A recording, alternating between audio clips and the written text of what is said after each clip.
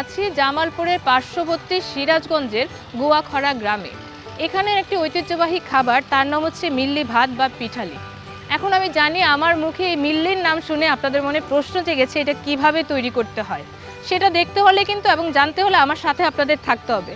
তাহলে চলুন দর্শক, আমার সাথে আমরা দেখে আসি মিল্লি ভাত বা পিঠালি কিভাবে তৈরি করতে হয়। এই মেন্দা রান্না করতে হলে কি কি লাগবে?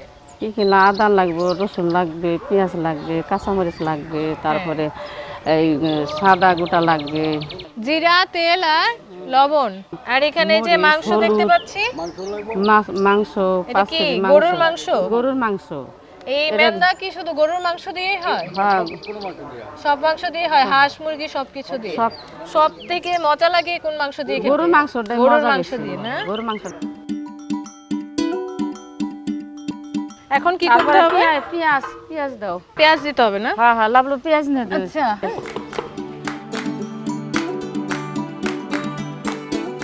রসুন, এটা কি রসুন বাটা না? এটা ওই যে বাটা রসুন বাটা অর্ধেক। দর্শক, এখন কিন্তু 250 গ্রাম পরিমাণে রসুন বাটা দিতে হবে। হ্যাঁ, চাচা দিচ্ছে।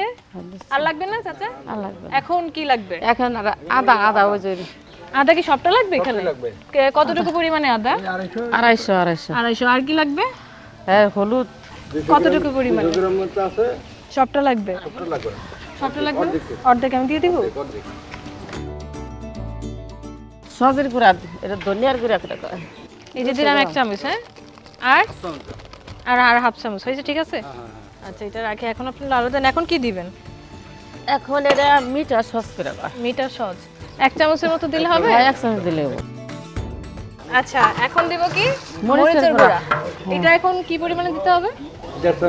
1.5 চামচ না? চাচা, এখন কি দিবেন? এটা গরম মশলা গুঁড়া একটু দিব।